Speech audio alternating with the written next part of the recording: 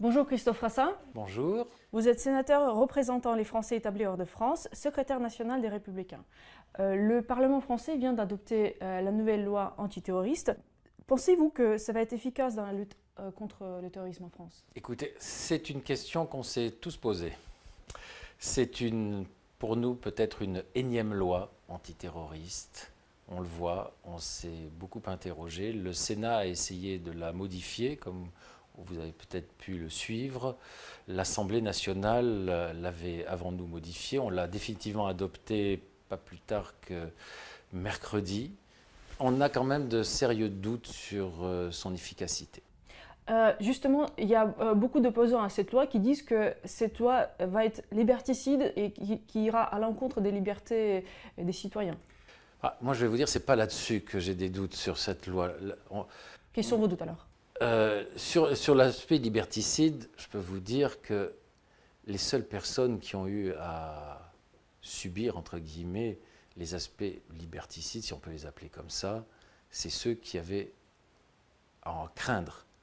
Parce que tous les citoyens français ont vécu normalement pendant l'état d'urgence, n'ont pas été spécialement inquiétés par la police, par les juges. Ceux qui ont été perquisitionnés, arrêtés, retenus, c'est ceux qui avaient quelque chose à se reprocher et pour lesquels la justice ou la police avait quelque chose à reprocher.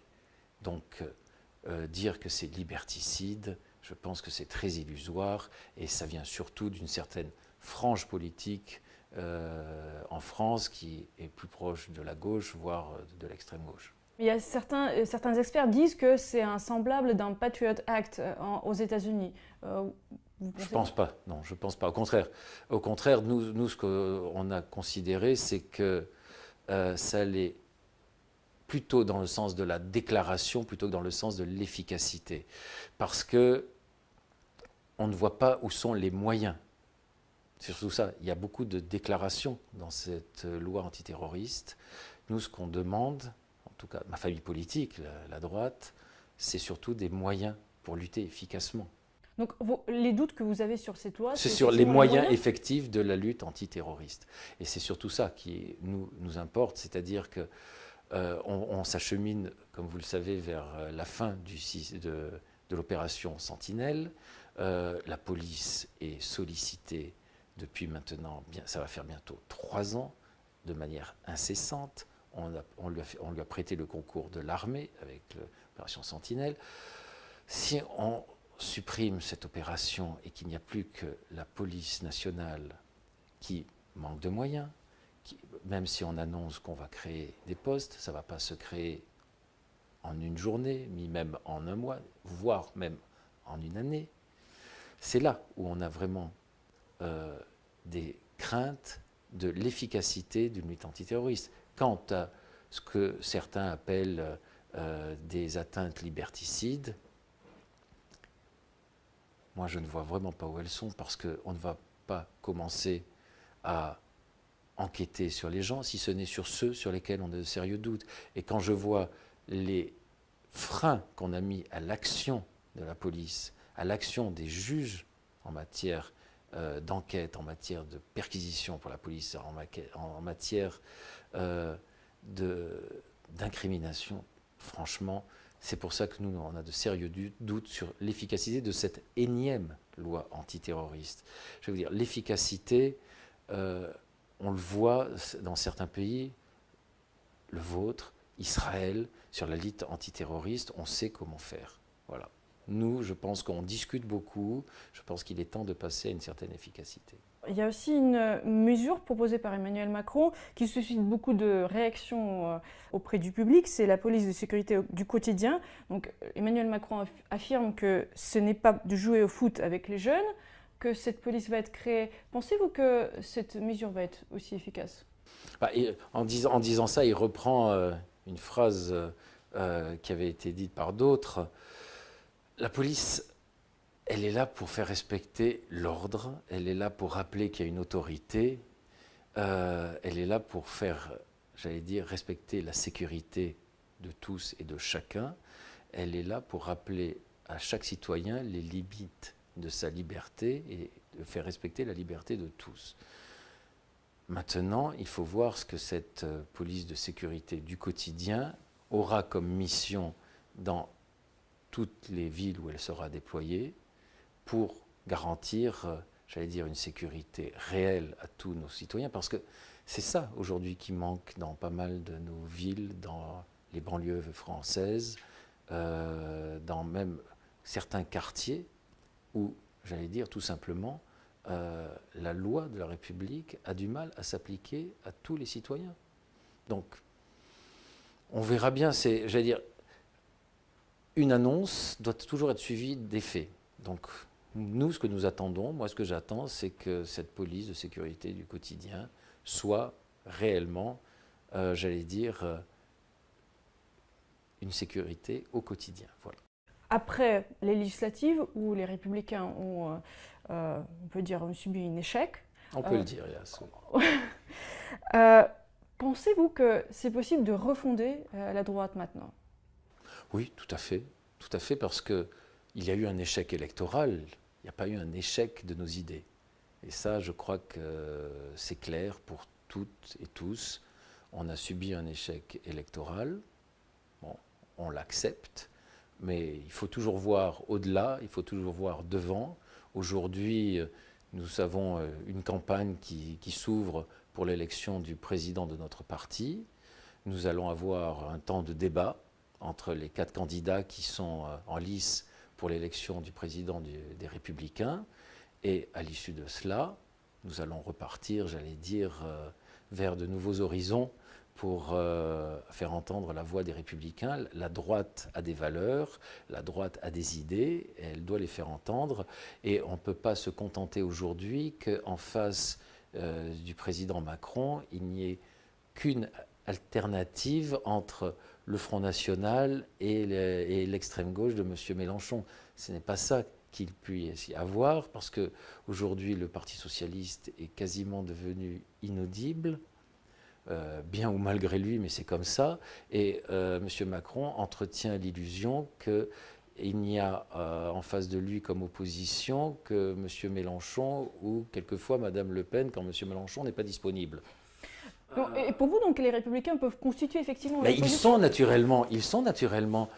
le premier parti d'opposition, ne serait-ce que numériquement. Oui, mais le fait qu'il y a des gens de droite dans le gouvernement d'Emmanuel Macron qui ne se revendiquent ni de gauche ni de droite... Ils sont bien quelque chose. Ils ne sont plus, en tout cas, de notre formation politique, puisqu'ils ont choisi de la quitter pour rejoindre l'équipe gouvernementale de M. Macron et dirigée par Édouard Philippe. Mais en tout cas, les Républicains, eux, sont là. Ils sont le premier groupe parlementaire d'opposition à l'Assemblée nationale.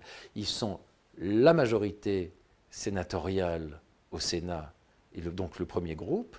C'est bien les Républicains qui sont au Parlement la première force d'opposition. Donc nous avons un discours à tenir en ce sens et nous avons des idées à faire valoir, des valeurs à défendre. Donc pour vous, le clivage gauche-droite n'est pas dépassé? Ce n'est pas un clivage qui est dépassé, mais c'est qu'un dialogue entre les idées de la gauche et les idées de la droite, en tout cas entre celles de la majorité actuelle et les idées que nous portons, est toujours d'actualité parce que nous avons une vision du pays qui n'est pas forcément la même sur tous les sujets.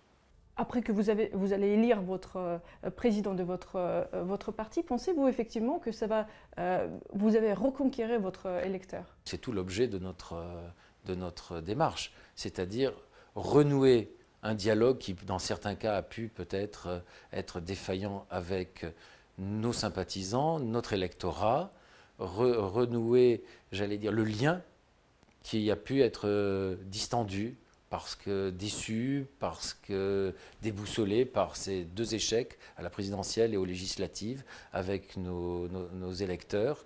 Et renouer déjà le dialogue avec eux, renouer l'intérêt avec ceux qui sont animés par ces valeurs et ces idées de droite, et faire que la droite soit à nouveau présente, soit à nouveau dans le combat des idées, dans la vie politique française, parce qu'elle a toute sa place et parce qu'elle n'a jamais perdu sa place.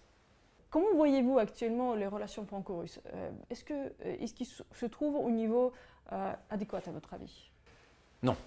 Moi, je ne pense pas qu'elle soit au niveau que la relation naturelle et historique entre nos deux pays mérite.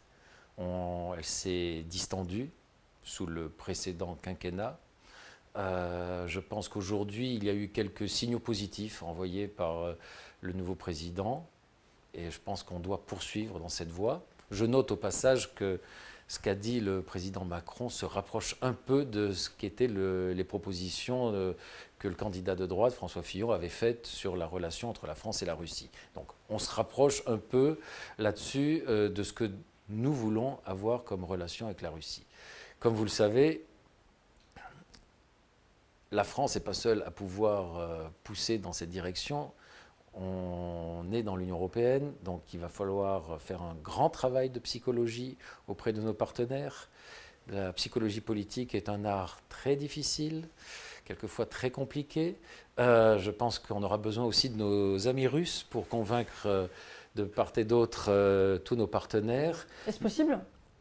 Ça va dépendre de tout le monde. Ça va dépendre de l'écoute de nos partenaires européens. Ça va dépendre de la capacité de conviction et de persuasion de nos partenaires russes et des Français. Mais je pense que c'est l'intérêt de tout le monde de commencer à tirer un trait sur cette période qui n'a que trop duré, je pense, et qui n'est plus pour moi une période tenable parce qu'on doit pouvoir aller de l'avant, on doit pouvoir aller plus loin aujourd'hui dans cette relation. Ce régime des sanctions, je trouve qu'il faut pouvoir trouver une issue, il faut pouvoir renouer un vrai dialogue et trouver des solutions. Comme vous le savez, le Sénat, l'année dernière, avait fait adopter, et on avait réussi à transcender les clivages politiques, puisque la gauche et la droite s'étaient retrouvées sur une même proposition de résolution qui avait été adoptée sur la levée des sanctions sous certaines conditions. Oui, mais ça n'a abouti à rien. Oui, mais au moins, au moins le Sénat avait montré qu'il pouvait voter à l'unanimité un texte en transcendant les clivages gauche-droite face au gouvernement. Donc on peut se mettre d'accord sur des textes lorsque on va dans le bon sens. Et dans cette législature, pensez-vous que ça va être possible ? Je pense qu'on peut, nous en tout cas, je sais, parce que je suis membre toujours de la Commission des Affaires européennes, on continuera à travailler dans ce sens. On sera toujours, j'allais dire, sur cette longueur d'onde-là, parce que moi je pense et je crois toujours que le dialogue, c'est ce qui permet d'effacer, d'aplanir les difficultés, et surtout parce que, en tant que Français, moi je constate que les sanctions ont été beaucoup plus dure pour l'économie française qu'elle ne l'a été pour certains autres pays de l'Union européenne. Donc il arrive un moment où je veux bien être, j'allais dire, à l'unisson de mes partenaires européens, mais je ne veux pas que mon pays soit le seul qui soit plus pénalisé que les autres. Voilà. Vous avez rencontré la communauté française ici à Moscou. Qu'en est-il sorti de votre échange ? Écoutez, on a eu pas mal d'échanges, de dialogues. J'ai vu la communauté française à 2 reprises. J'ai vu les acteurs économiques également. On a beaucoup échangé sur, évidemment, la situation qu'ils vivent avec donc, ce régime des sanctions. On a parlé de politique intérieure et de la situation en France. Je trouve que la communauté française, elle continue à augmenter, donc ce qui est plutôt bon signe ici, c'est-à-dire que la Russie est un pays qui attire toujours nos compatriotes, ils s'y plaisent, ils y viennent pour travailler, donc pour développer des activités économiques. Donc je trouve que c'est une communauté surtout où il y a beaucoup de jeunes.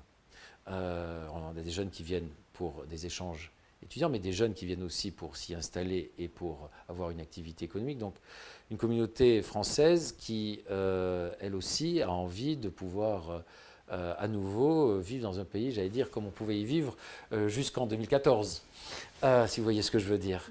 Voilà. Merci beaucoup, Christophe Rassa. Merci à vous.